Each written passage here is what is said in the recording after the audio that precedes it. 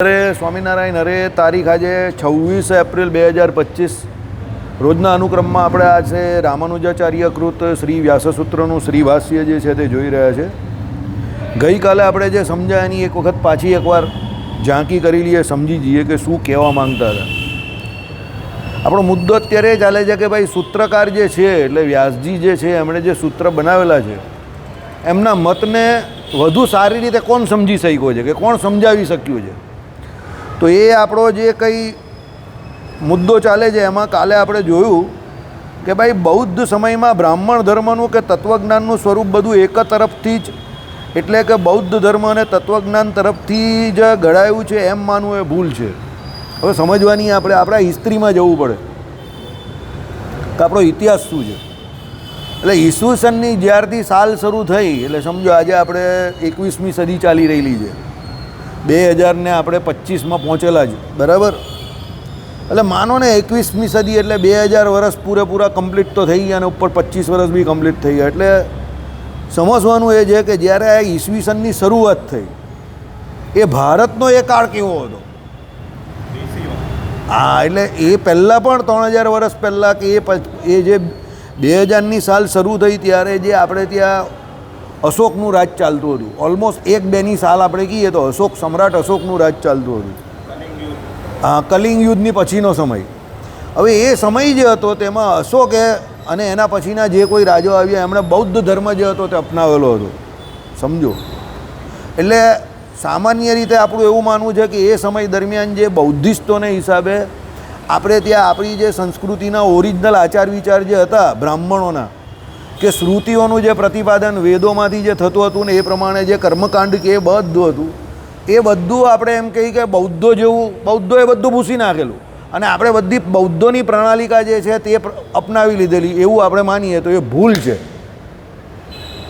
એવું ટોટલી ન થયું હતું. આપણે જે એમ કહીએ કે ભાઈ ઈસવીસનની સાલના જે 700 વર્ષ થયા એ 700 વર્ષની પછી એમ કહી કે જગતગુરુ શંકરાચાર્યએ 32 વર્ષમાં આ બધું કામ કર્યું. તો એ પહેલાં જે હતું તે બૌદ્ધિસ્ટો જ્યારે અહીંયા આવેલા એટલે ભગવાન બુદ્ધ જે હતા અને જેણે બૌદ્ધ ધર્મને અપનાવેલો તો એ સમયે એવું થયું બૌદ્ધોને કારણે કે આપણા જે બ્રાહ્મણો જે હતા, સાંભળો કે ભાઈ બૌદ્ધ સમયમાં બ્રાહ્મણ ધર્મનું એટલે આપણા જે કોઈ બ્રાહ્મણો દ્વારા કહેવામાં આવેલા ધર્મ એટલે વૈદિક ધર્મો જ આવે અને તત્વજ્ઞાનનું સ્વરૂપ બધું એક જ તરફથી એટલે કે બૌદ્ધ ધર્મ અને તત્વજ્ઞાન તરફથી જ ઘડાયું છે એ માનવું ભૂલ છે. કે ભાઈ એ બધું બૌદ્ધોએ જ ઘડ્યું એ વાત ભૂલ છે. એ આપણું અનાધિકારથી જે ચાલતું હતું એ જ ચાલતું હતું, સમજો. પછી શું કહ્યું? બ્રાહ્મણ ધર્મ અને તત્વજ્ઞાન આ સમયમાં ચેષ્ટાઈને મૃત શરીર જેવા કે બાહ્ય સંસ્કાર ગ્રાહક મીણ જેવા પડી રહ્યા ન હતા, તેઓમાં પ્રબળ જીવન હતું.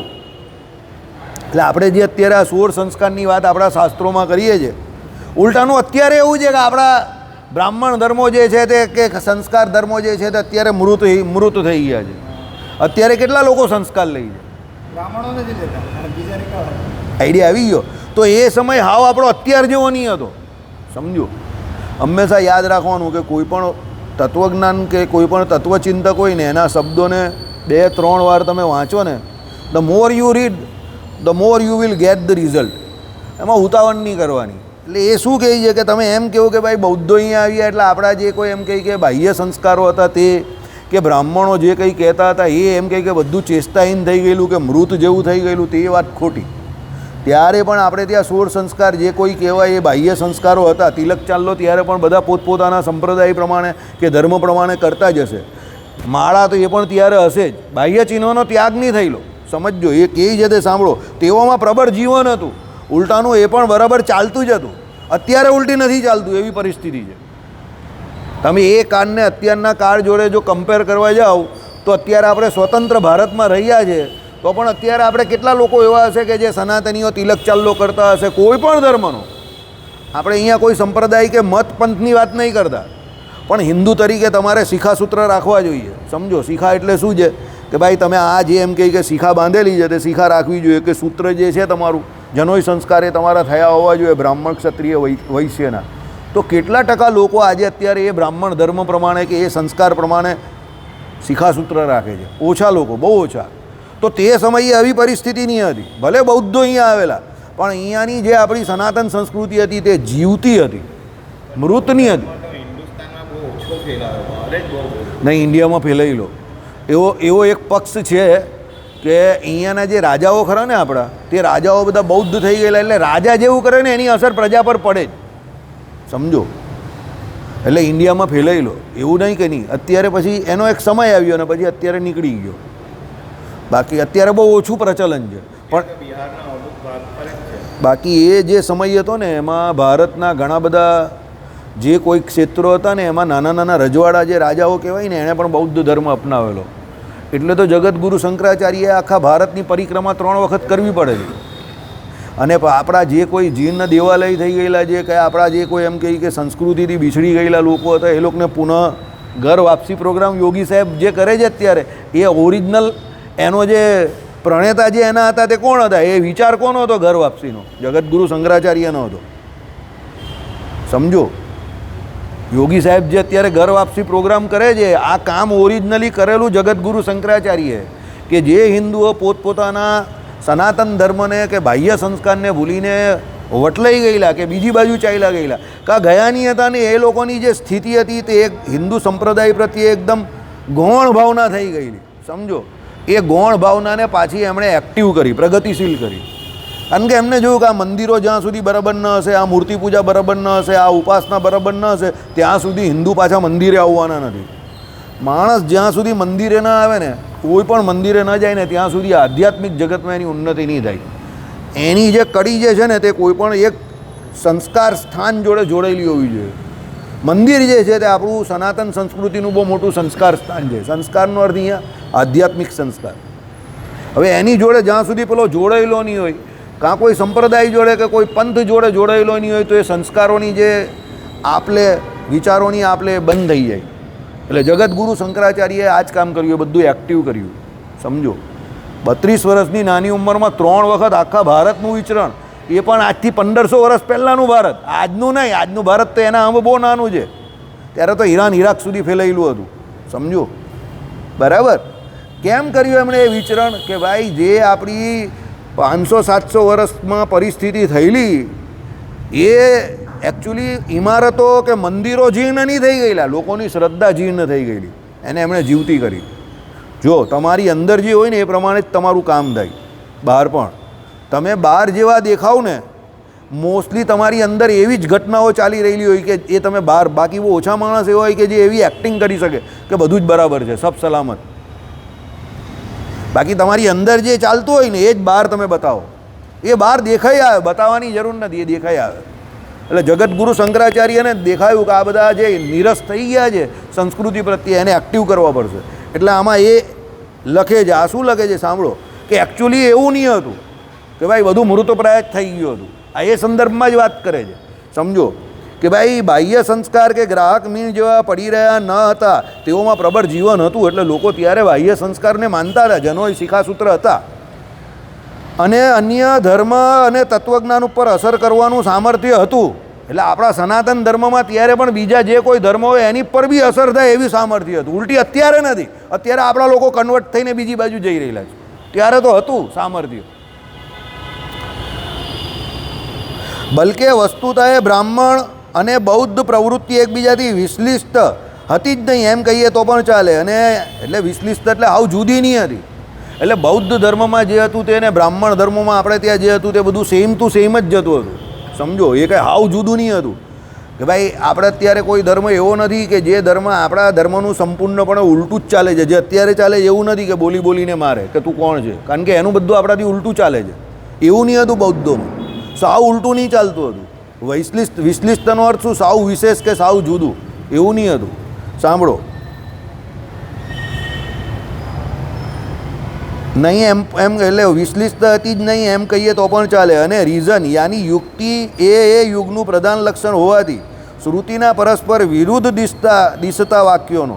હવે દાખલા તરીકે આપણે એ બધાનું જે કંઈ એ યુગનું લક્ષણ શોધવાની કોશિશ કરીએ અત્યારે, તો શું અમારી તારણ નીકળે એ કહી છે કે શ્રુતિના પરસ્પર વિરુદ્ધ દિશતા વાક્યોનો, જે આપણે ગઈકાલે જોયા એ પ્રમાણે કે ભાઈ એકમાં સગુણ સાકારની વાત કરેલી જ ને એકમાં નિર્ગુણ નિરાકારની વાત કરેલી છે.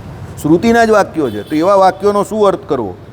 પરમાત્માની અદ્ભુત લીલા માત્રથી અવિરોધ કરી લેવાને બદલે, સમજો, એટલે પરમાત્માની જે અદ્ભુત લીલા છે એમાં તમે અવિરોધ બતાવો કે ભાઈ એમાં કોઈ વિરોધ જ નથી, એને બદલે જગતની તાત્વિક અનિર્વચનીયતા બતાવીને અવિરોધ સાધવામાં આવ્યો.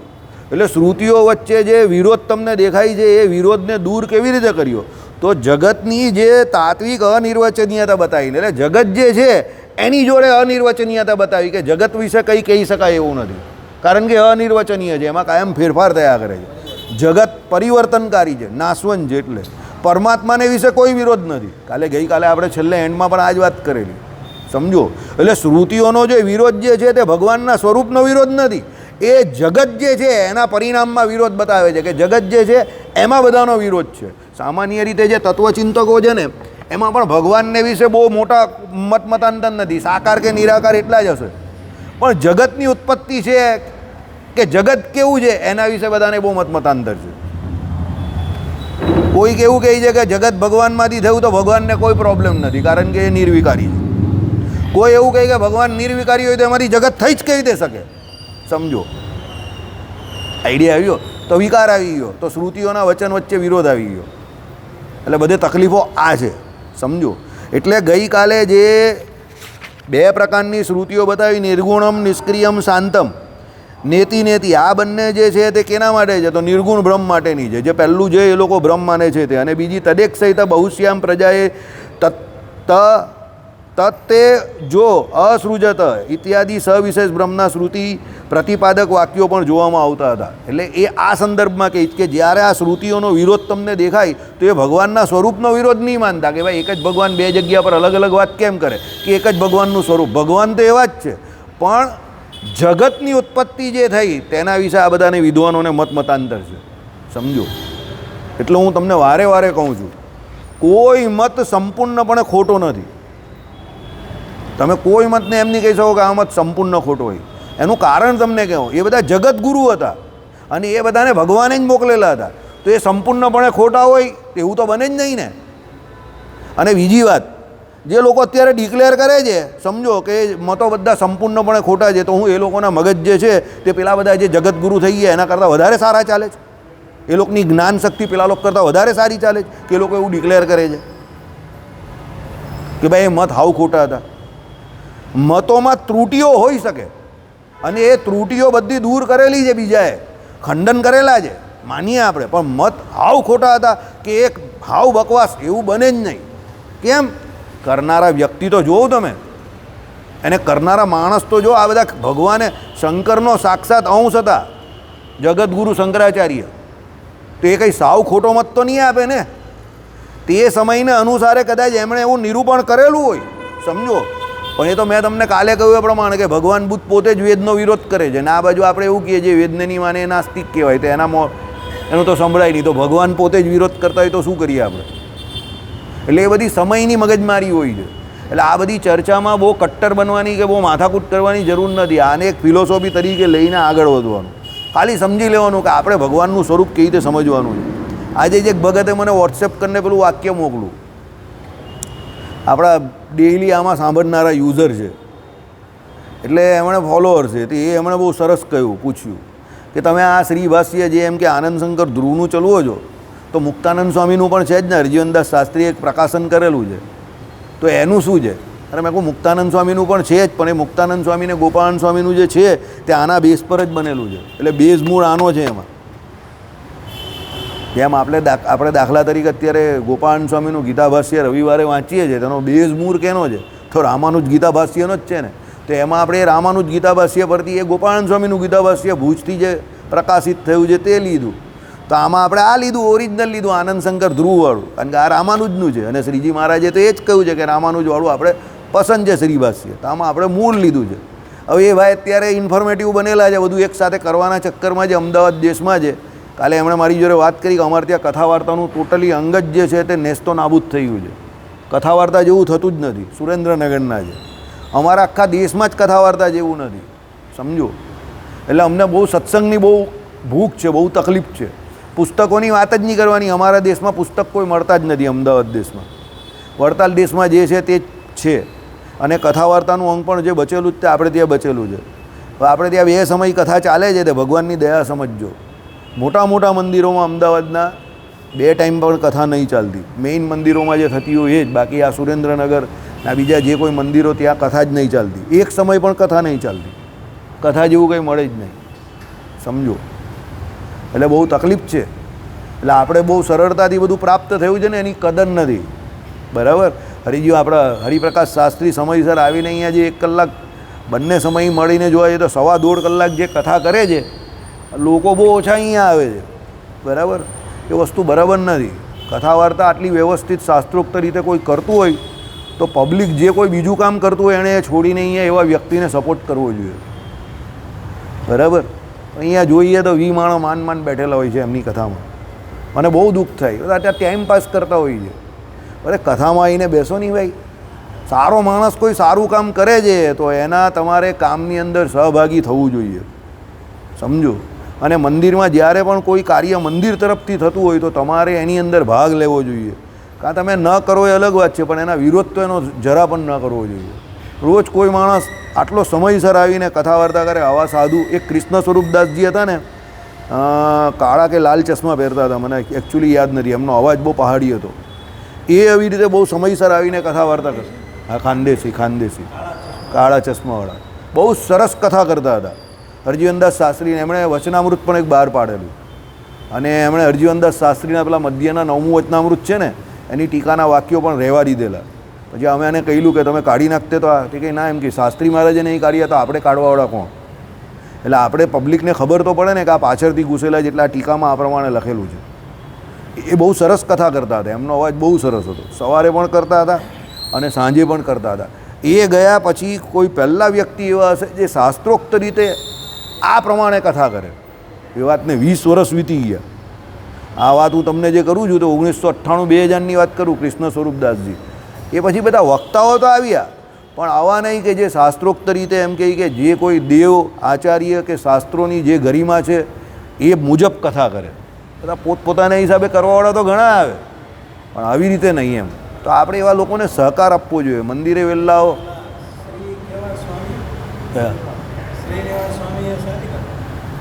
કરતા હતા, પણ નોટ કમ્પેરેટિવ એમ. એવી કોમ્પિટિટિવ એજ નહીં મળે. કારણ કે જો મેં તમને શું કહ્યું, તત્વજ્ઞાન કે ફાયર તમારામાં હોવી જોઈએ. એ ફાયર નહીં મળે. છેલ્લે લોકો બધી વાતો લઈને બેસી ગયેલા અંદર. એ લઈને બેસી ગયેલા અંદર. એવી આમ નિષ્ઠા નહીં મળે એમ દેવ પ્રત્યે કે એના પ્રત્યે એમ. આ પડે એટલે પછી ઢીલા થઈ જાય. એવું વ્યક્તિ નહીં જોઈએ. આ માણસ જેવું વ્યક્તિ તો એમ કે ભાઈ એક તરફ સારા જહાં ઓર એક તરફ સચ્ચાઈ, તો સચ્ચાઈને જ પકડવાની. સારા જહાંને શું કરવાના? ભગવાન નહીં મળે તો સારા જહાંને શું કરવાના? એ બધા આના માટે પદ માટે પછી વાતું વાંચતા હતા અંદર. અને એના પછીની જનરેશનવાળા પણ વાતું વાંચતા થઈ ગયેલા. મેં જોયું, મેં કહું તમે આ કેમ આ બધું? તમારા ગુરુ આવું કંઈ નહીં કરતા હતા. એ કે અમારે અત્યારે એવું કરવું પડે એવું છે, નહીં તો કશે અમને મહાનતાઈ નહીં મળે, સમજો. એટલે સિદ્ધાંત જોડે બાંધછોડ કરતા હોય એ વ્યક્તિ નિષ્ઠાબંધ એમ નહીં હોય, એમાં કોઈ શું મજા આવે? નિષ્ઠા તો જોઈએ જ તમારી. એક કોઈ પણ નિષ્ઠાનો ત્યાગ નહીં કરાય કોઈ દિવસ, બરાબર. કેમ? ભગવાન તમને જે મળે છે એ આશરાથી મળે છે ભગવાનના. તો આશરો શું છે? તમે ભગવાને કહેલી જે આજ્ઞા જે છે એમાં રહેવ છો, તે તમારી નિષ્ઠા બતાવે છે. પછી તમે જગતના કોઈ નાના મોટા લાભ માટે ભગવાનની આજ્ઞાનો લોપ કરો તો તમારી નિષ્ઠા દેવ તરફ નથી, ભગવાન તરફ નથી, એ તો એના તરફ છે.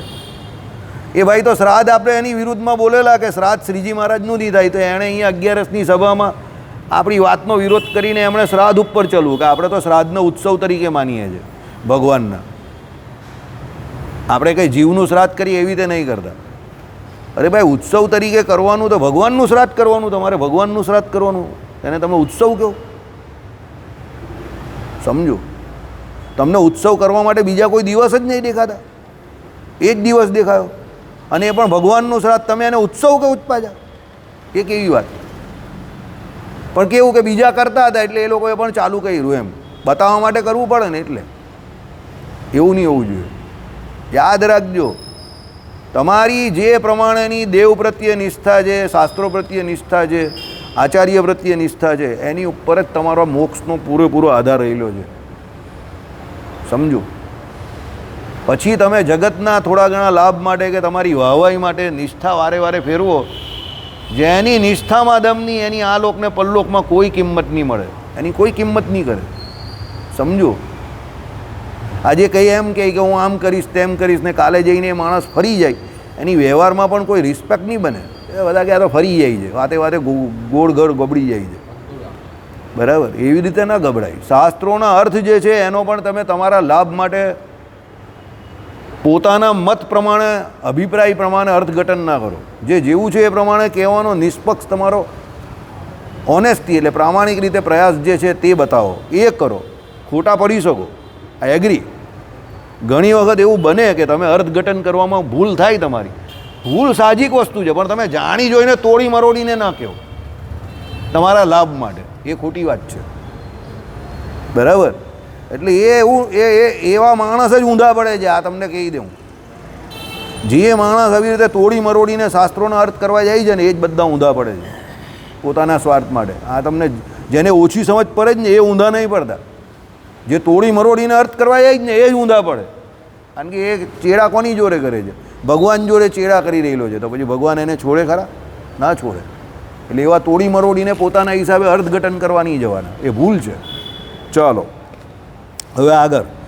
સૂત્રના ભાષ્યકારે બેશક સૂત્રનો અર્થ કરવાનો છે. ભાઈ ભાષ્યકારો એણે સૂત્રનો જ અર્થ કરવાનો છે, અને સૂત્રનો અર્થ કરવા માટે એ પોતાના મતનો ઉપયોગ કરી શકે છે, પણ પોતાનો મત એણે સિદ્ધ કેવી રીતે કરવાનો છે? તો વેદોમાંથી કરવાનો છે. જે પોતાનો મત વેદોમાંથી વ્યાસજીના કરેલા ગ્રંથોમાંથી માને છે એનો જ મત આપણે ત્યાં સનાતન સંસ્કૃતિમાં માનવામાં આવે છે, બીજા કોઈનો માનવામાં નથી આવતો. સમજો, એટલે તમે જોજો આમાં સૂત્રોમાં પણ જે કોઈ ઉપનિષદો જે છે તેના પ્રમાણો આપવામાં આવશે, કોઈક વખત સ્મૃતિઓના પ્રમાણ પણ આપવામાં આવશે, પણ મુખ્યત્વે વેદોની શ્રુતિઓના જ અર્થઘટન એટલે એના જ અર્થો આપવામાં આવશે કે આ સૂત્રમાં આવી રીતે વ્યાસજી કહેવા માગે છે. બરાબર, કેમ? વ્યાસજીના ગ્રંથો જે છે તે અતિશય પ્રામાણિક છે સનાતન સંસ્કૃતિમાં, અને 4 વેદ જે છે તે તો અપરુષય છે. એટલે પુરાણોના ઘણી વખત વ્યાસજીના અર્થ આવે કે ભાઈ, પછી કોઈ સ્મૃતિઓના પણ આવે કોઈ વખત, પણ મુખ્યત્વે શું છે? 4 વેદ જે તો અપરુષય છે. આ વ્યાસજીએ વિભાગીકરણ કર્યું. સમજો, એટલે સૂત્રોના અર્થ કરેલા છે તે રામાનુજાચાર્ય કેવું કે શંકરાચાર્ય કેવું કે ચૈતન્ય મહાપ્રભુ કેવું, એણે કંઈ પોતે પોતાનો મત રજૂ કરેલો છે, પણ એ મત કેમાંથી લીધો એમણે? તો ભાઈ શ્રુતિઓમાંથી જ લીધેલો છે. બેઠો કે ભાઈ અમે આ શ્રુતિના પ્રમાણ લઈને અમારો મત આ પ્રમાણે રજૂ કરીએ છીએ, એટલે જ જગતગુરુ કહેવાયા છે. એ કે એના ઘરનો પોતાનો મત નથી, વેદોની શ્રુતિઓ ટાંકીને એમણે એમના મતની રજૂઆત કરેલી છે. સમજો, બરાબર. એટલે આમાં શું હોય, ઘણા લોકો બહુ સહજતાથી સામાન્ય રીતે એકદમ ઇઝી કામ કરતા હોય. ઘણાને કેવું હોય કે બહુ કરીને પેલા ઢોલ નગારા વગાડે. હવે દુનિયા અત્યારે ઢોલ નગારા વગાડવાની છે, એને આપણે શું કરવાના? પણ આપણે ઢોલ નગારા નથી વગાડવા. આપણે શાંતિથી આપણું જે કામ છે એ પ્રમાણે જ કરવાનું. એ ઢોલ નગારા વગાડવાવાળા વગાડે, આપણે એની જોડે કંઈ વિરોધ પણ નથી. જેને વગાડવો હોય તે વગાડે, આપણે ઢોલ નગારા નહીં વગાડવા. આપણે આપણું કામ કરવાનું. એટલે રામાનુજાચાર્ય કેવું કે શંકરાચાર્ય કેવું કે પછી કોઈ પણ વ્યક્તિઓ કેવું, એ લોકો શું શ્રુતિમાંથી બેઠો પોતાનો મત આપીને નીકળી ગયા. એ લોકોએ કંઈ ઢોલ નગારા નહીં વગાડ્યા. રામાનુજાચાર્યના મત પ્રત્યે જે કોઈ આકર્ષાયા કે શંકરાચાર્યનાથી, એ એના મતને જોઈને આકર્ષાયા, કે એમની થિયરી એમની ફિલોસોફીથી આકર્ષાયા. એમણે કંઈ એનું માર્કેટિંગ નહીં કર્યું. અત્યારની જેમ ધર્મમાં જેમ અત્યારે માર્કેટિંગ ચાલે છે, તેમાં બધા આચાર્ય કંઈ માર્કેટિંગ કરવા નહીં બેઠેલા. સમજો, આ માર્કેટિંગનો યુગ તો અત્યારે આવ્યો. એ સમયે કોઈ માર્કેટિંગ નહીં કરતું હતું પોતાના જે કોઈ શાસ્ત્રો હોય કે પોતાના જે કોઈ સિદ્ધાંત હોય એનું. એ તો એ પોતાનો સિદ્ધાંત જે છે તે જગતમાં રજૂ કરે. જે મુમુક્ષુ હોય, જેને એમાં થિયરીમાં બેસતું હોય તે એને જોઈન કરી દે, નહીં બેસે તે ન કરે. સમજો, એવું હતું. એટલે બધું સ્વાભાવિક રીતે થતું હતું. સમજો, એમાં કોઈ ફોર્સફુલ પ્રયાસ કરવામાં નહીં આવતો હતો. હા, એના પછીના જે એને મતને અનુસરનારા હતા એ થોડા કટ્ટરવાદીઓ હોઈ શકે, એમાં એગ્રી. આધુનિક જે છે તે હોઈ શકે, એ જ મતને માનનાર હોય, પણ એ લોકો હોય કે ના આપણે પબ્લિકને કેવી રીતે આપણા તરફ આકર્ષવું, કે આપણો સંપ્રદાય કે પંથ કેવી રીતે વધે, એના માટે એ લોકો માર્કેટિંગ કરતા હોય કે એવો પ્રયાસ કરતા હોય. પણ આ આચાર્યો કોઈ દિવસ ન કરતા હતા, એ ગેરંટી આપો. એ બધા જીન્યુન હતા. બરાબર, ચાલો. પણ ભાષ્યકાર તે માત્ર વિવરણકાર નથી. ભાષ્યકાર જે કોઈ છે તે ખાલી વિવરણ નહીં કરતા, એ એની ઊંડાણમાં જાય છે. એને માથે વધારે મોટું કર્તવ્ય છે. એને બહુ મોટું કર્તવ્ય છે કે ભાઈ વ્યાસજીએ જે સૂત્ર કહેલા છે એ સૂત્રનું અર્થઘટન મારી ફિલોસોફી રજૂ કરીને મારે કરવાનું છે, પણ પબ્લિક સુધી જે પહોંચે એમાં તથ્ય તો હોવું જ જોઈએ. એવું નહીં કે હું મારો મત બતાવી દઉં એટલે પબ્લિક સુધી પેલા વ્યાસજીના કરેલા સૂત્રનો હાવ કંઈ બીજો જ થઈને પહોંચે. પેલો એક માર્કેટિંગમાં બહુ મોટો એક પ્રિન્સિપલ છે, તમે જે કંઈ કહો ને તે ઓર્ડર જે કરો ને તે ઓર્ડર બધા જે તમારા 200 કે 250 માણસ હોય તે બધાને એક સરખો પહોંચવો જોઈએ અને એનું અર્થઘટન છે તે 200-250 માણસ એક સરખો કરવા જોઈએ. અલગ અલગ કરે તો એનું પરિણામ બરાબર નહીં આવે. એટલે તમને જે કંઈ ઓર્ડર આપવામાં આવે ને તે ઓર્ડર બધાને પૂછે કે મેં શું કહ્યું, કે કંપની શું ઈચ્છે છે તમારી પાસે. સ્વોટ એનાલિસિસ જે આવે ને એમાં ઓબ્જેક્ટિવ આવે ત્રીજું. પહેલું આવે એસ સ્વોટ, એમાં સ્વોટમાં પહેલું આવે એસ મતલબ સ્ટ્રોંગ પોઈન્ટ. તો ભાઈ આપણા સ્ટ્રોંગ પોઈન્ટ શું છે એના વિશે કંપની ડિસ્કસ કરે કે અત્યારે આપણે અહીંયા સ્ટેન્ડ કરીએ છીએ, માર્કેટમાં આપણી આ પોઝિશન છે, આપણી આટલી પ્રોડક્ટ છે તે ગ્રોથ કરે છે, આટલો આપણો ધંધો છે, એના સ્ટ્રોંગ પોઈન્ટ. પછી બતાવે કંપનીની વીકનેસ. તો વીકનેસ બતાવે કે ભાઈ આપણે આ ક્ષેત્રમાં થોડાક ઓછા પડીએ છીએ, આમાં આ ફિલ્ડ આપણું જે છે તે અત્યારે આ આપણે દાખલા તરીકે આ રિજિયનમાં આપણો પરફોર્મન્સ ઓછો છે, બરાબર, એ આપણી વીકનેસ, બરાબર. એ પછી આવે ઓબ્જેક્ટિવ. તો ભાઈ વીકનેસ જોઈ પછી એ લોકોનું ઓબ્જેક્ટિવ બનાવે કે આ જે આપણી વીકનેસ છે એની પર નબળાઈને દૂર કરવા માટે આપણે ઓબ્જેક્ટિવ બનાવવો પડે કે ભાઈ આ ક્ષેત્રમાં આપણે આમ કરશું તે પ્રમાણે થશે. અને છેલ્લે આવે થ્રેટ. ભાઈ આ ઓબ્જેક્ટિવના આપણે અમલ કરશું તો પણ માર્કેટમાં અત્યારે ઓલરેડી આપણી જ પ્રોડક્ટના 4, 5, 10 પ્લેયર છે જે આપણા માટે થ્રેટ છે. તો એને આપણે કેવી રીતે દૂર કરશું? સમજો, ક્લોઝઅપવાળો છે તો એનો સૌથી નજીકનો કોમ્પિટિટર કોણ? કોલગેટ. તો ક્લોઝઅપવાળાની મિટિંગમાં હંમેશા દે ટાર્ગેટ કોલગેટ. અને ક્લોઝઅપ જ્યારે માર્કેટમાં આવેલું ને ત્યારે આ પ્રમાણે જ આવેલું. વરાછા રોડ પર શું કહે? કોલગેટ આપો ની. તે લોકો મેડિકલ સ્ટોરવાળાને શું કહેતા હતા? કોઈ પણ 10 જણા કોલગેટ માંગે ને તે 10માંથી 5 જણાને તમારે ક્લોઝઅપ આપી દેવાની કે જો તું આ કરી તને વધારે મજા આવશે.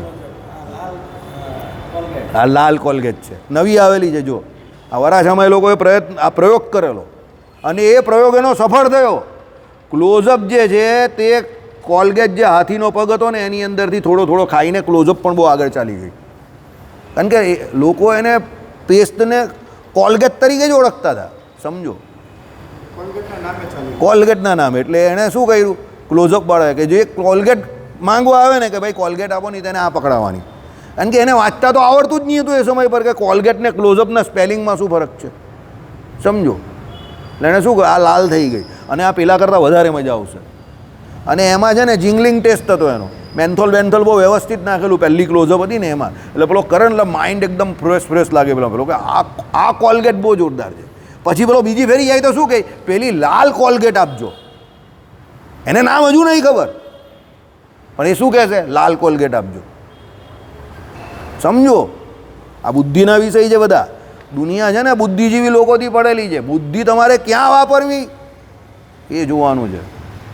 વરાછામાં આજે પણ એવું કહે લાલ કોલગેટ આપજો. પૂઠાનું એ આપે. એ લોકો કોઈ પણ બ્રાન્ડ માગે, પ્રોમિસ પણ માગે ને, સફેદ કલરનું અક્ષર ને લાલ બોક્સ, એ કોલગેટ આપજો. એટલે પેલો વિચાર કરે સફેદ કલરનો અક્ષર પ્રોમિસમાં આવે છે એટલે કાઢે. આ જો હા આ જોઈએ 10 ટ્યુબ પેલા પાસે કરાવે. પછી એ કઢાવે ભાઈ જોઈએ હા તમે છેલ્લી વખત આપેલી ને તે. આમાં એમ કહીએ કે પેલું લોંગ આપણે જે કરીએ ને એનો ટેસ્ટ આવે છે, લવંગનો ટેસ્ટ આવે છે. એ દાંતમાં દુખાવામાં બહુ સારી રહી છે. સમજો, બરાબર. માર્કેટિંગ છે, માર્કેટિંગ બહુ ટફ જોબ છે. માણસનું મગજ હોય તે જ કામ કરી શકે. એટલે આ થ્રેટ છે બધા કે ભાઈ સ્વોટ એનાલિસિસ હંમેશા આપણે પોતાનું કરવાનું, બીજાનું પણ થાય પણ બીજાનું કરવામાં આજે બહુ રિસ્ક છે. કારણ કે બીજા એટલા ગગા લોકો આવે છે. ગગા લોકોએ સત્યાનાશ કરી નાખ્યું ભારતનું. સમજો, એ લોકોને કંઈ ખબર જ નહીં પડતી.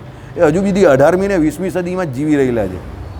સ્વોટ એનાલિસિસ બધાનું થાય, આપણું પણ થાય, બીજાનું પણ થાય. હવે સમજો તમે બહુ મજબૂત માણસ છો. હવે કોઈ માણસ હાવ લાગી ગયેલો છે, એ શું કરે? તમને આવે, પગે લાગે, 2-4 વાર સારું કે એટલે તમે ખુશ થઈ જાઓ કે આ બહુ સારો માણસ છે. પણ એકચ્યુઅલી એ એવો નથી જેવો એ બતાવે છે.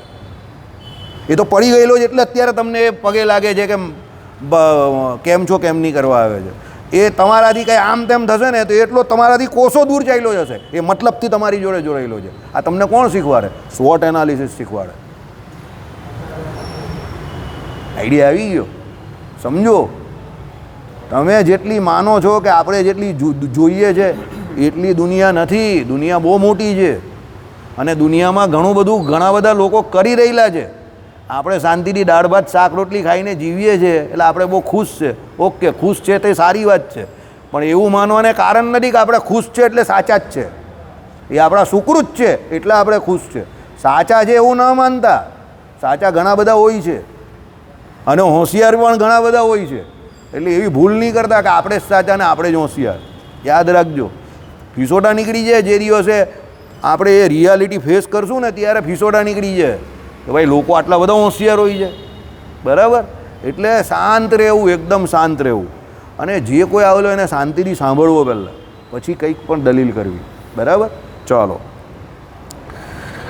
એટલે શું છે, એને માથે વધારે મોટું કર્તવ્ય છે તે એ છે કે જે વિષયના સૂત્રો પર એ લખે છે એ વિષયનો અત્યાર સુધીનો ઇતિહાસ ધ્યાનમાં લઈ. જો આ ઇતિહાસ આપણે કહ્યો તે પ્રમાણે અત્યારે આપણે જે ઇતિહાસની ચર્ચા કરી ને કે ઈસવીસનની સાલથી જે બૌદ્ધોને કે જૈનો જે અહીંયા હતા તે આખો ઇતિહાસ એને ધ્યાનમાં લઈને આ બધું કરવાનું છે અને છેવટનું વ્યવસ્થિત સ્વરૂપ આપવાનું છે કે ભાઈ જે ઘટનાઓ ઘટી ગઈ છે એ પ્રમાણે આ સૂત્રનો શું અર્થ તે અને છેવટનું અર્થ ઘટન એના કરીને પોતે એનું સ્વરૂપ જે છે તે બતાવવાનું છે. બરાબર? આ કારણથી શંકરાચાર્ય માત્ર સૂત્રનો અર્થ કરીને બેસી ન રહેતા મૂળ ઉપનિષદના વાક્યો જુએ છે. જો આવી ગયું ને, હું કંઈ વાંચીને નથી આવતો ઘરેથી, સમજજો. હું કોઈ દિવસ કંઈ વાંચીને જ નહીં આવતો, આ તમને ચોખ્ખું કહી દઉં. હું માં વખાણ કરવા નહીં કહેતો, હું જરા લેઝી માણસ છું, સમજજો. હું કોઈ દિવસ પરીક્ષા પહેલાં પણ નહીં વાંચું, મને એવી આદત જ નથી. પેલા લોકો આમ છેલ્લી ઘડી સુધીમાં મને એવી આદત નહીં મળે. હું કલાક પહેલાં વાંચવાનું બંધ કરી દઉં, એક બોલપેન લઈને જ જતો હતો. બરાબર? મને એવી આદત જ નથી પહેલેથી. શાંત, જે ભગવાને જે દીધું હોય ને એમાં આપણે બહુ રાજી. કંઈ મેળવવું છે એ પણ કંઈ બહુ ઈચ્છા નહીં મળે, નામનાની પણ બહુ ઈચ્છા નહીં મળે. કોઈને એવું હોય તો તરત હાર પહેરાવીને પ્રમુખ બનાવી દઈએ આપણે, એટલે ભાઈ તું પ્રમુખ જા, આગળ જા. આપણે કોઈ એવી ચિંતા નથી નામના કરવાની કે મને બધા ઓળખે કે હું કશે રહી ગયો, જરા પણ જરૂરી નથી. સમજો, જે થાય તે સાહજિકતાથી કરવાનું, ન થાય તો જય સ્વામિનારાયણ, બહુ ચિંતા નહીં કરવાની. કારણ કે આપણાથી જેટલું થતું હશે ને આપણી પાત્રતા ભગવાન જાણે જ છે કે આપણે શું કરી શકીએ છીએ. તો એ જે પ્રમાણે જ્યારે જે કરાવે તે કર્યા કરવાનું, બહુ ચિંતા કરવાની નહીં કે આમ છે ને તેમ છે ને ફલાણું ને ઢીમકું ને, કંઈ થતું નથી. આપણાથી આપણે ગુજરાતીમાં કે પેલી દેશી ભાષામાં કહીએ ને, કંઈ ગુહ્યા પણ ઉખડતી નથી. તો આપણે હું માનીને બેસીએ, પેલા કૂતરું ચાલતું હોય ને બળદગાડી ઉપર કે હું ખેંચીને બહાર ચાલું છું, એવું કંઈ હોતું નથી. એ તો જ્યારે જે થવાનું હોય તે થયા કરે. એટલે આમાં શું કહ્યું, મૂળ ઉપનિષદના વાક્યો લીધેલા જ એમણે. ઉપનિષદ એટલે વેદાંત, સમજો. એટલે જગતગુરુ શંકરાચાર્યએ કંઈ અદ્વૈત મત સ્થાપ્યો તે કંઈ મન ભાવે એમ નહીં કર્યું, ઉપનિષદના વાક્યોથી જ કરેલું છે. હા, એનું અર્થઘટન એમણે પોતાના મત પ્રમાણે કર્યું હોય, સમજો. બરાબર? ચાલો, અને એના અન્ય વિદ્વાનોએ કરેલા અર્થ તપાસે છે અને એમાં કાંઈ નવીન સૂત્રમાં નહીં એવું અગર સૂત્રથી ફેરફારવાળું જોવામાં આવે તો તે વાચક આગળ પ્રગટ કરે છે. સમજો, એટલે શું કહ્યું તો આ સાંભળો, એમાં કાંઈ નવીન એટલે સૂત્રમાં નહીં એવું, સૂત્રમાં નહીં એવું કંઈ અગર સૂત્રથી ફેરફારવાળું જોવામાં આવે છે તો તે વાચક આગળ પ્રગટ કરે છે. એટલે એ વાચકને પછી કહે છે કે ભાઈ આ કંઈક નવું છે, કે આ કંઈક જુદું છે, આ કંઈક મેં મારું મૂકેલું છે. બાકી અત્યાર સુધીનું જેવું હોય તેવું કહેવાનો એ પ્રયત્ન તો કરે જ છે. બરાબર? હવે તમે કહો કે ભાઈ આ તો આ વ્યક્તિનો મત છે, તો ભાઈ એ વ્યક્તિનો મત એવો છે તો એ એની પ્રમાણે એનો મત રજૂ કરે. પણ આપણે એનો મત પણ સમજવાનો હોય તો એના માટે આપણે તો પ્રામાણિકતા રાખવાની. સમજો, કેમ? આપણે જ્યાં સુધી જગતગુરુ શંકરાચાર્યના અદ્વૈત વેદાંતને બરાબર સમજી ન શકશું ને ત્યાં સુધી આપણે આપણા વેદાંતનું મહાત્મય નહીં સમજાશે કે આપણામાં કેટલી સુદૃઢ સરળતા છે કે ભાઈ પહેલેથી જીવ ઈશ્વરને માયાને સીધા જ સ્વીકારી લીધા, કોઈ માથાકૂટ જ નહીં. સમજો, બહુ સરળ છે આ. બરાબર? કે જીવ ઈશ્વરને માયા અનાદિ છે જ. બરાબર? હવે જે લોકો વિશિષ્ટાદ્વૈત વેદાંતને નહીં માનતા તે ચોખ્ખું કહે કે એવું કેવી રીતે બને કે જીવ ઈશ્વરને માયા હોય જ પહેલેથી. તમારે જીવ અને માયા જે છે એને આવવાનું કંઈક ને કંઈક કારણ કે કોઈને કોઈ સોર્સ તો બતાવવો પડે ને. કારણ કે પહેલાં તો કોઈ પણ શાસ્ત્ર શું કહે, ભગવાન જ હતા. તો ભગવાન હતા તો પછી ભગવાનમાંથી આ બે આવ્યા કેવી રીતે, તો તમારે બતાવવું પડે ને. હવે એ તો આપણે એવું કહીએ કે 3 અનાદિ હતા અને આપણા ઈષ્ટદેવ ભગવાન છે એટલે આપણે એવું કહીએ કે 3 અનાદિ, પણ એ કેવી રીતે એ માને કે અનાદિ હતા? તમે સમજો. એટલે જોરાવરે કરીને બીજાને તમે એવું મનાવવાની કોશિશ કરો કે ના અમે જ સાચા ને એ 3 હતા જ કારણ કે અમારા ઈષ્ટદેવે કહ્યું છે કે અમને અમારા ઈષ્ટદેવે આવું કહ્યું છે, તો તમે શું કરો? તો આ ચર્ચાનો કોઈ એન્ડ ના આવે. એટલે આવી બધી ચર્ચા જે હોય ને તે આમ શાંતિથી ખીતીએ લટકાવી દેવાની અને આપણે આપણું માનીને આગળ વધવાનું. સમજી ગયા? એ બધા ઝઘડામાં પડવાનું જ નહીં કે ભાઈ અમારા ઈષ્ટદેવ ભગવાન છે ને તમારા ઈષ્ટદેવ ભગવાન નથી, તો એ પછી પેલાનો ઈગો હટ થઈ જાય. પછી એ વાદ નહીં રહે, એ વિવાદ પર ચાલ્યું જાય. એ પછી એમ કે ના અમારા ઈષ્ટદેવ પણ ભગવાન જેવું અમે કહીએ જ, બોલો. અને એ પણ તમને 2-4 શાસ્ત્રોના શ્લોક ને મંત્ર લાવીને મૂકી દે. ચાલો બોલો, તમે શું કરવાના? બરાબર. એટલે એ બધા ઝઘડામાં નહીં પડવું ને પર્સનલ નહીં થવાનું. પર્સનલ નહીં થવું કે ભાઈ તારો મત આમ છે ને તારા ઈષ્ટદેવ ખોટા છે ને તારા ઈષ્ટદેવ અર્થ ખોટો કરેલો, એવો પર્સનલ નહીં થવું. આ તો શું છે, અંદર અંદર લડીને આપણે બહારનાને એવું બતાવીએ કે અમારામાં એકતા નથી. તમે એનું ખંડન કરો, એ તમારું ખંડન કરે, તો એ લોકો જે છે હવે તો આજકાલ સોશિયલ મીડિયા પર બધું પબ્લિકલી જાય છે, એટલે એ વસ્તુ શું ગતાવે, આ લોકમાં એકતા નથી. પેલા ઇબ્રાહિમ લોધી જેવું, ઇબ્રાહિમ લોધી જ્યારે આવેલો ને એને યમુનાને પેલી બાજુથી જોતો હતો, તો પહેલાં મરાઠાઓનું લશ્કર જોઈને એને ગભરાઈ ગયું કે આપણાથી લડાઈ નહીં, ચાલો ચાલ્યા જઈએ. પછી એના સેનાપતિને કહે ચાલ તૈયારી કર ભાઈ, આ તો બધા બહુ મોટું લશ્કર છે, આમાં કાં લડવાના.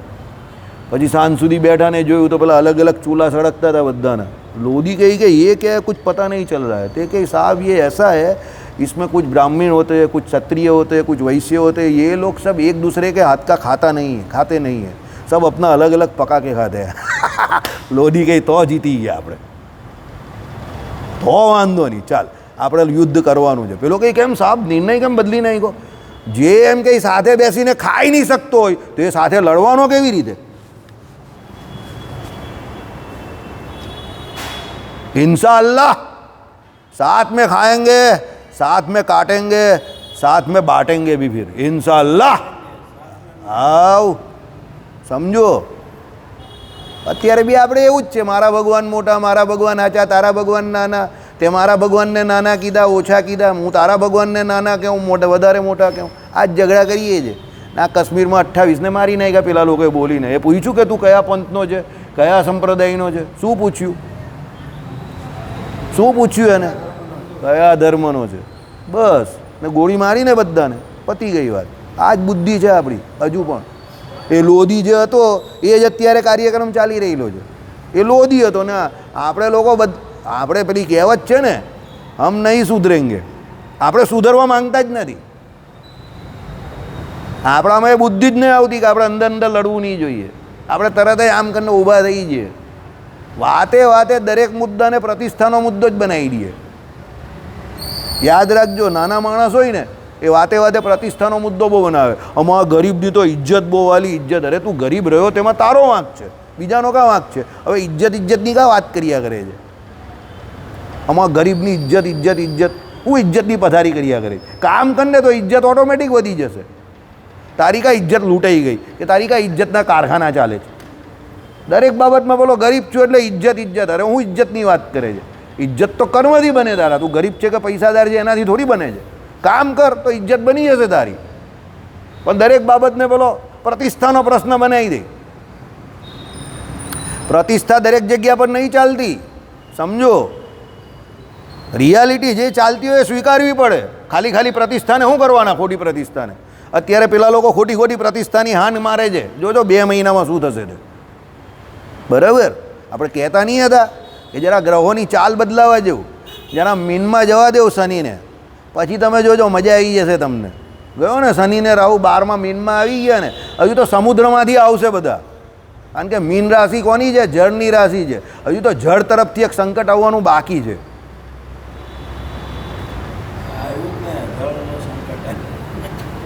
હા, એને આવશે પણ એ આપણે પણ કરશે એક્શન. હા, તમે હજુ પિક્ચર બાકી છે મેરે દોસ્ત. તમે હું સમજો, એ કંઈ મારીને માર ખાઈને બેહી નહીં રહેવાના. એ તો યુક્રેન ને રશિયા પેરી પણ બધાને એવું જ હતું 2 મહિનામાં પૂરું થઈ જાય. 2 મહિનામાં થયું, 2 મહિનામાં પૂરું. હમાસ ને ઇઝરાયલમાં પણ એવું જ હતું 2-4 મહિનામાં બધું ઇઝરાયલ પૂરું કરી નાખશે. થયું 23 ને 25 થઈ ગયું. સમજો. હું એમ નહીં કહેતો કે હું એવું ઈચ્છું છું કે લાંબુ થાય. હું તો એવું જ ઈચ્છું છું કે 2-3 મહિનામાં પૂછડું કપાઈને પૂરું થઈ જાય. પણ એ આપણા હાથમાં નથી. બરાબર. હા, એટલે બધું બોલવાનું છે બધાને. બધા ચોરોને ચૌટે મોદી કંઈ કરવાનું નથી. મોદી, અરે તમે કેટલું સહન કરી શકો પછી એ જોજો. સમજી ગયા? આ પ્રજા છે બહુ ખતરનાક પ્રજા છે. મેરા નહીં તો કિસી કા નહીં, એ પ્રજા છે. સમજ્યા? હા, જળ તરફથી પણ સંકટ આવશે. સમુદ્રની કોઈ પણ બોર્ડર પરથી ઘૂસવાનો પ્રયત્ન કરશે. જેમ મુંબઈમાં 2008માં ઘૂસી ગયેલા ને એ પ્રમાણે. કારણ કે મીન રાશિમાં શનિ રાહુ બધા ભેગા છે. મીન કઈ જળની રાશિ છે, એટલે પાણીમાંથી કોઈને કોઈ સંકટ આવશે. જો આ પાણી બંધ કર્યું તેનું કારણ પણ આ જ છે કે પાણી માટે યુદ્ધ થશે. એ લોકોની લાઈન જોઈ લો કે અમારી પાણી અમારું બંધ કર્યું એટલે અમે એને વોર માનીએ છીએ, એટલે પાણી જ વોરનું કારણ બને છે. સમજો, એ લોકો આતંકવાદને નહીં માનતા, આપણે આતંકવાદને માનીએ છીએ, એ લોકો પાણીને માને છે. કેમ? 12મી રાશિ જળની રાશિ છે. મીન, મીન એટલે શું? માછલી. માછલી કેમાં ચાલે? પાણીની અંદર ચાલે. એમાં શનિ રાહુ બધા ભેગા થઈ ગયા છે એક સાથે. 21 મે સુધી ભેગા રહેવાના છે. પછી રાહુ બદલાઈને કુંભ રાશિમાં જવાનો છે. એ વધારે મગજમારી કરશે. બરાબર, મજા આવશે. Let S see the picture. Picture અભી બાકી હે. હા, સમજી ગયા? Titan your belt. અનાજ પાણી ભરાઈ રાખજો, કંઈ ઠેકાણું નથી. હું એમ નહીં કહેતો કે આપણે કંઈ બહુ મોટા ભવિષ્ય વેચતા છે, પણ વાતાવરણ કંઈ ઠીક નથી એમ. અનાજ પાણી ભરાઈ રાખજો, કઠોર પણ ભરાઈ રાખજો. સમજો કે ઇમરજન્સીમાં કઠોર પણ ચાલે, કંઈ ઠેકાણું નથી એમ. સમજો, એટલે તમને લોકોને એવું લાગે છે કે કંઈ કરતા નથી, કંઈ કરતા નથી. થશે ને તો ખબર પડશે કે શું થાય. કોરોના પહેલાં ઘણા લોકો નહીં કહેતા હતા, થયો પછી પણ કહેતા નહીં હતા ઘણા. આ તો ખાલી એમ કહી કે પેલો એમ કહે શરદીનો વાયરસ છે, એમ કહી કંઈ છે નહીં. કાઠિયાવાડી જ કહે બધા, હવે શરદી થાય એવું છે, ખાંસી શરદી થાય છે, કાંઈ થતું નથી. બીજી લહેર આવીને તો શરદી કંઈ છે નહીં, કંઈ થતું નહીં. તમે બહુ ડર્યા કરો મને કંઈ. હા, તમે શું ગભરાયા કરો? અમે તો રોજ મંદિરે જઈએ છીએ આમ તેમ. એ તો જેના ઘરમાં જેને થયો હોય ને, અને જેને નીકળી ગયા ને, જે પેલા બેઠેલા ને 15 દિવસ, મહિનો, 2 મહિના ઘરની અંદર, એને ખબર પડે કે શું થયેલું. બરાબર?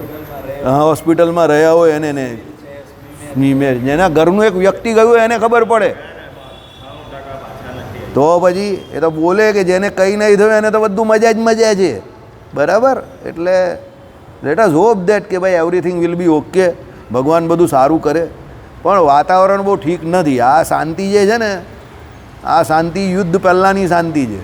મહાભારત કાળમાં જે હતું તે સમયે આજના સંદેશમાં વાંચો. બરાબર? શનિ જ્યારે પણ મીનમાં આવેલો છે, તો 1930માં બીજા વિશ્વયુદ્ધની શરૂઆત થયેલી ત્યારે પણ શનિ મીનમાં હતો. 1966માં 65-66માં પાકિસ્તાન જોડે યુદ્ધ થયેલું ત્યારે પણ શનિ મીનમાં હતો. એટલે શનિ મીનમાં આવે છે એ વાત બહુ સારી નથી. બરાબર? જય સ્વામિનારાયણ. વધારે ચર્ચા કરવાનો અવકાશ નથી, કારણ કે આપણે ભય ફેલાવવો નથી, પણ એલર્ટ રહેજો. ચાલો, ઓકે. એટલે અહીંયા શું કહ્યું કે ભાઈ મૂળ ઉપનિષદના વાક્યો જ લીધા છે. ઉદાહરણ, આનંદમય અધિકરણના ભાષ્યમાં શંકરાચાર્ય પ્રથમ આ સાંપ્રદાયિક વૃત્તિકારનો અર્થ આપે છે. આનંદમય અધિકરણ આપણે પેલું કહીએ જ ને, આનંદમય બ્રહ્મ. ભગવાન જે બ્રહ્મ જે છે તે આનંદમય છે, તે આખું અધિકરણ છે. અધિકરણ એટલે વિષય. એમાં એમ કહે કે પ્રથમ આ સાંપ્રદાયિક વૃત્તિકારનો અર્થ આપે છે. એ સ્વીકારવાથી એમના અદ્વૈતને કાંઈ બાદ આવતો નથી. એ અદ્વૈતને બાદ નહીં આપતા, કારણ કે આપણે આનંદ નામનો ગુણ સ્વીકારીએ જ નહીં. એટલે આપણે કહીએ કે ગુણ આવી ગયો તો પછી અદ્વૈત કાઢી રહ્યું, કારણ કે એ તો નિર્ગુણ માને છે. પણ એ આનંદ શું કહે છે? સ્વરૂપ કહે છે. આનંદ નામનો ગુણ એ બ્રહ્મા છે એવું કહેતા નથી. જ્ઞાન સ્વરૂપ કહે છે, આનંદ સ્વરૂપ કહે છે. આનંદ નામનો ગુણ એમાં રહ્યો છે એવું કહેતા નથી. સમજી ગયા? હા, આપણે શું કહીએ? ભગવાન આનંદી પણ છે. આનંદ સ્વરૂપ તો છે, એની જોડે આનંદી પણ છે. કેમ? કારણ કે ભગવાનને તમે ભજો તો તમને પણ આનંદ આવે ને. હવે આપણા મંદિરમાં જે લોકો આવે છે તો બધા કેવા મસ્ત ખુશખુશાલ આવે છે. પ્રસાદ ખાય, આ તે, ત્યાં પ્રસાદ મોટો ખાય, પછી અહીંયા ખાય, પાછા 15 દિવસે કદાચ કંઈ આઈસ્ક્રીમ ખાય, ફાલુડો પીએ, એટલે એને તો બધી પ્રકારના આનંદ મળે. સમજો. અને અહીંયા તત્વજ્ઞાન પણ ચાલે પાછું. બરાબર? તો આનંદનો લાભ એને પોતાને મળે છે તો કોના થકી મળે છે? ભગવાન થકી જ મળે છે ને. તો ભગવાન આનંદ સ્વરૂપ તો છે, એ પોતે પોતાના આનંદમાં તો રહી જ છે, પણ આનંદ ઘન પણ છે, આનંદી પણ છે. તો એનો આનંદ આપણે પ્રાપ્ત થાય જ ને. બાકી આપણે કોણ પૂછે? અને આમાંથી કેટલા લોકો તો એવા જ કે એના સાસરે જાય તો કોઈ પૂછતું નથી એને. બરાબર? તો પછી બહારની તો કાં વાત કરવાની? મને નહીં પૂછતું ને કોઈ. બરાબર? તો પછી બીજાની તો કાં વાત કરવાની? દીપકે મોડું નીચું કરી નાખ્યું, એટલે દીપક કંઈક આમાં કંઈ બોલવા જેવું નથી. બરાબર? હા, ચાલો. એ સ્વીકારવાથી અદ્વૈતના કોઈ બાદ આવતો નથી, કારણ કે સાંખ્ય પુરુષથી આવીને અટકે છે. સાંખ્ય ક્યાં આવીને અટકી ગયું? પેલા પ્રકૃતિને પુરુષથી આવીને અટકી જાય, અને એની પાર પરમાત્માને જોતો નથી. પરમાત્માને જોતું નથી. આ કયું સાંખ્ય? બાજુ નિરીશ્વર. યાદ રાખજો. હા, એટલે નિર્બીજ નિરીશ્વર ગઈકાલે આવી ગયું કે એ પરમાત્માને જોતું જ નથી, એ નિરીશ્વર. આપણે શ્રીજી મહારાજે જે વચનામૃતમાં વાત કરી એ સાંખ્ય નથી પાછા, લડાઈ ઝઘડો નહીં કરતા. આપણું કયું છે શ્રીજી મહારાજ વાળું? શેશ્વર છે, સબીજ. બરાબર. પછી તમે એમ કહો કે આપણે ત્યાં તો આવી રીતે 25માં ભગવાનને કયા છે, તો પછી અરે ભાઈ શાંતિ, જરા હટકે જરા બચકે, સમજો. શાંતમ ધૈર્યમ, તલવારબાજી ન કરમ, થોડા સોચમ, થોડા વિચારમ, બાદ મેં જવાબ દેવમ. બરાબર. કનૈયમ, હા, કામ ધંધા કરમ. બરાબર. હા, એટલે કહેવાનો મતલબ શું તે સમજો ભાઈ. ભગવાને વાત કરી છે, ભગવાન આપણા નિરીશ્વરની કોઈ દિવસ વાત જ નહીં કરે, સમજો. મક્ખન, શ્રીજી મહારાજ એટલે શું? માખણ. અને કેવું એ પણ નવીન, એકદમ જોરદાર, નવું તાજું તાજું માખણ. આમ મોઢામાં મૂકે એટલે આમ સીધું અંદર. એટલે આપણા ભગવાન કોઈ દિવસ કોઈ પણ કાર્ય નિર્બીજને પ્રમોટ કરે જ નહીં, સબીજને જ પ્રમોટ કરે. નિર્બીજ એટલે શું? મૂર્તિ વગરનું, નિરાકાર. બરાબર. તો નિર્બીજને ભગવાન કોઈ જગ્યા પર પ્રમોટ કરતા જ નથી. વચનામૃત હોય કે શિક્ષાપત્રી હોય કે સત્સંગી જીવન હોય, કોને પ્રમોટ કરે? સબીજને. સબીજ એટલે કેવું? શેશ્વર, મૂર્તિના આશ્રયવાળું. એટલે ભગવાને જે સાંખ્યની વાત કરેલી તે કોની કરેલી છે? શેશ્વરની કરેલી છે, નિરીશ્વરની કરી નથી. નિર્વિશ્વરની તો ભગવાન ના પાડે જ, કેવો અમે અનુભવમાં એક પણ દીઠો નથી. અહીંયા જે ખંડન છે તે કોનું આવે છે? નિરીશ્વરનું આવે છે. એટલે શ્રીજી મહારાજના સાંખ્ય જે એમણે કહ્યું એ એની જોડે આની સરખામણી કરતા નહીં. સમજી ગયા? હા, અમારા હરિ માસ્ટરની માટે પેન્ટ કેન્ડે એટલે બેટા કપાવું પેલો કંઈ ખબર જ નહીં પડી તે કે એટલે તો હું બોલ્યો. બરાબર. એ હોટલમાં જઈને બટાકા પૌવા આવી રીતે માગે. સાઉથ ઇન્ડિયન હોય ને પેલા બટાકા પૌવા નહીં વેચતા, અને પેન્ટ કેન્ડે વહેલા એ દેલી સાંબાર જ પેલો વિચાર કરે કઈ ભાષા બોલે. બરાબર. હવે એની સ્ટાઇલ હતી ગોઈંડા ગોઈંડા ગોઈંડા. બરાબર. એવું એની એની સ્ટાઇલ એવી હતી. એ બહુ મસ્તીથી જીવ્યો, 49 વર્ષ જ જીવ્યો, પણ એની શરતે જીવ્યો, મસ્તીથી જીવ્યો એકદમ. એને એવી ઈચ્છા થાય કે તિરુપતિ જાઓ તો તિરુપતિ, એને એવી ઈચ્છા થાય 50 લઈ જાઓ તો 50 આવી જાઓ. બરાબર. બિંદાસ એકદમ. હા એ ભાઈ હોશિયાર માણસ હે સાહેબ. હા, બહુ હોશિયાર માણસ. એ બહુ હોશિયાર. એટલે અરે ગયો પછી આટલો મોટો થોકડો બંને એની બેગમાંથી શેર સર્ટિફિકેટ નીકળ્યા. નહીં, જાણી જોઈને મેરેજ નહીં કરેલા. બેઉ કિડની ફેલ, એટલે કોઈ બિચારી છોકરીને દુઃખી કરવી. બરાબર. સમજુ માણસ હતો. અને રૂપિયા પૈસા મૂકીને ગયા એ ભાઈ. એવું નહીં કે મેરેજ નહીં કરેલા પેલા એમ કરીને લીધા જ.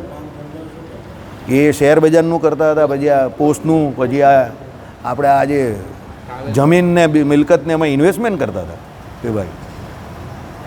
જમીન મિલકત લેતા હતા, વેચતા હતા. એવું નહીં બે કિડની ફેલ થવી. હાર્ડવર્ક ફિઝિકલી નહીં થાય, મેન્ટલી તો થાય ને.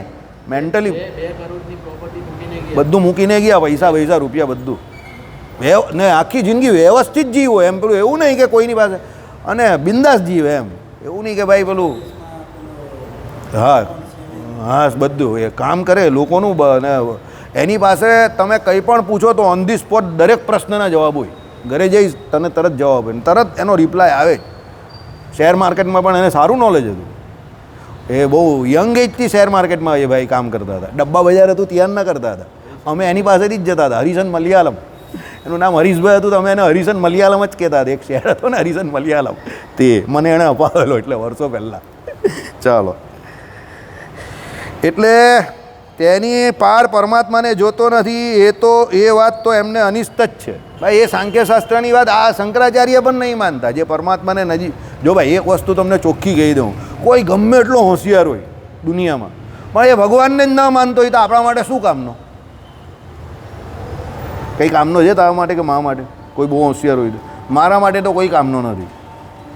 મને એવા ઘણા લોકો મળે, બધી બહુ વાત કરે, આમ તેમ ફલાણું ઢીંકું, પછી પરમાત્મા વિષય હોય કહે કે હું આમ નાસ્તિક આમ. તો ભાઈ તું મને કંઈ કામનો નથી. એને મોડા પણ નહીં કહીએ, પણ કંઈ જવા દે ભાઈ.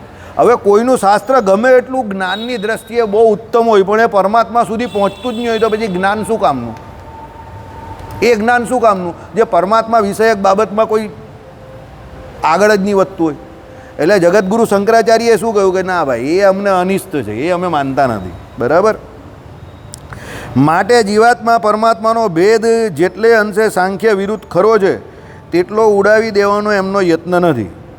સમજો. એટલે શું છે કે જીવાત્મા પરમાત્માનો ભેદ કેટલો જેટલે અંશે સાંખ્ય વિરુદ્ધ ખરો છે, એટલે સાંખ્યની વિરુદ્ધમાં જે આ ખરો મત છે કે ભાઈ જીવાત્મા પરમાત્માની વિરુદ્ધમાં, એટલે બંને જીવાત્મા પરમાત્માનો ભેદ બતાવેલો હોય અને એ સાંખ્યશાસ્ત્રની વિરુદ્ધમાં જતો હોય તો ત્યાં સુધી એ ચાલવા દે, તેટલો ઉડાવી દેવાનો એમનો યત્ન નથી. એટલે સાંખ્ય જે નિરીશ્વર સાંખ્ય છે એમનું એમણે ખંડન બહુ જોરદાર કરેલું છે. નિરીશ્વરવાદને એ પ્રમોટ કરતા જ નથી કોઈ પણ જગ્યા પર. કોણ? જગતગુરુ શંકરાચાર્ય. એમનો જીવનનો ધ્યેય જ મેં નાનો આ હતો કે ભારતમાંથી નિરીશ્વરવાદને ખતમ કરવો, ઘર વાપસી, ઘર વાપસી, કે ભાઈ બેક ટુ ઓરિજિન, સનાતન સંસ્કૃતિ તરફ તમે આવો, કે ભાઈ બૌદ્ધો છે કે જૈનો છે કે આ સાંખ્યવાળા જે કોઈ છે ને એ બધા નિરીશ્વરવાદ તરફ જતા હતા. સમજો એ બધાને શું લઈ ગયા? યોગીજીનો કયો પ્રોગ્રામ? ઘર વાપસી. તો જગતગુરુ શંકરાચાર્ય એ બધાને કાલી આવવા ઘર વાપસી, કે ભાઈ સનાતન ઓરિજિનલ તરફ આવો, નિરીશ્વરવાદમાં કંઈ મજા નથી. બરાબર. એમાં ભલે એમને સાંખ્યનું ખંડન કરવું પડ્યું પણ કર્યું એમણે, ભલે એ ભારતનું જ હતું પણ કર્યું. બરાબર. ચાલો. અને ઉડાવી દેવા માટે મારી મચડીને સૂત્રોનો બીજી રીતે અર્થ કરે છે એમ પણ નથી. ભાઈ એ ઉડાવી દેવા માટે સાંખ્યશાસ્ત્રના એમાં સૂત્રોનો એમની પોતાના હિસાબે પોતાનું બતાવે. મારી મચડીને આપણા જે આ બંડિયાઓ 20-25 વર્ષથી કરે છે વચનામૃતના અર્થ, ગોલોક મધ્ય, તો મધ્યનો અર્થ કંઈ બીજો જ કરે, મધ્ય એટલે મોટું. હવે આ મધ્ય એટલે મોટું મેં આ મંદિરમાં આવીને પહેલી વખત જાણ્યું. મારા 25 વર્ષના જીવનકાળ દરમિયાન હું જે ભાઈ આકરણ ભણેલો એમાં આવેલું જ નહીં કે મધ્ય એટલે મોટું. આપણા મંદિરમાં આવ્યો પછી મને ખબર પડી કે કીડી મધ્ય, આ મચ્છર મોટું, એટલે એ મધ્ય એટલે મોટો શબ્દ લેવાનો. બંડિયાઓનો સ્પેસિફિક અર્થ મધ્ય એટલે મોટું, એવો કેવો અર્થ મેં કહું? બરાબર. મધ્ય એટલે મોટું થોડું થાય, મધ્ય એટલે નાનું પણ હોઈ શકે, મિડલમાં આવે તો મધ્ય કહેવાય. એમ નાનું છે કે મોટું છે કોણે નક્કી કરવાનું? એ તો એની સાઇઝ જોઈને નક્કી થાય ને. સમજો. પણ આ મંદિરમાં આવીને પેલો કીડી મધ્ય ભગવાને વચનામૃતમાં કહ્યું એટલે આ મંદિરમાં આવીને એક નવું અર્થઘટન કર્યું, મધ્ય એટલે મોટું હોય, આવું ભગવાન શ્રીજી મહારાજ માને છે. એમ કરીને પેલું કીડી મધ્ય મચ્છરવાળું ઉદાહરણ બતાવે. અરે જબરી જબરી નોટ છે બધી. કાનું કાં પેલું કહીને આંખનું કાજર ગાલે ઘસવા જેવી વાત છે. એટલે મારી મચડીને એવા અર્થ પણ કરતા નથી. પણ ઉપનિષદમાં આ શ્રુતિ જેના અર્થ પરત્વે, આ એક મિનિટ જરા એક વાક્ય પૂરું કરીએ ભાઈ. વિવાદ ચાલે છે એ જોતાં એમને લાગ્યું કે એમાં આનંદમય શબ્દ જે છે તે બ્રહ્મના અર્થમાં લઈ શકાય એમ નથી. જો આવી ગયું, આનંદમય એ નહીં માનતા. કોને? બ્રહ્મને. કોણ? જગતગુરુ શંકરાચાર્ય. કારણ કે એની સમાન કોટીમાં અન્નમયાદી કોષો છે અને એમનામાં મય પ્રત્યે વિકારાર્થક પ્રયોજાયો છે. તે આનંદમયમાં પણ આવતા એકદમ બદલાઈ જાય એમ સંભવ્યું નથી. વળી જે આનંદમય આત્મા કયો છે તેનું જ બ્રહ્મ પુચ્છ છે, પ્રતિષ્ઠા છે એમ પણ કહ્યું છે. એથી જણાય છે કે આનંદમય આત્મા એ જ બ્રહ્મ નથી પણ બ્રહ્મ એની પાર છે. અને તેથી જ વળી એ વાક્ય પણ તે બ્રહ્મ છે એમ જાણવાથી અમુક થાય છે. હવે આ કાલે જોઈશું, પેલું આપણે પાછું બધું જોવું પડશે, આનંદમય ને વિજ્ઞાનમય ને. બરાબર. હવે એ એમાં શું છે ટૂંકમાં પાછું આજે પણ કહી જ દઉં કાલની જેમ કે ભાઈ આ બ્રહ્મ જે માને છે આનંદમય એ તે પેલો આત્મા જે છે તે અહીંયાનો નહીં માનતા, પણ એ કયો પેલા જે મૂળ નિર્ગુણ નિરાકાર બ્રહ્મ જે છે એને જ આનંદની વાત કરેલી છે. એટલે એ આનંદમયનો અર્થ એ એમ નહીં કરતા, પણ એ આનંદમય નહીં માનતા એમ ટૂંકમાં. કાલે જોઈશું આપણે. શ્રીપતિમ શ્રીધરમ સર્વદેવી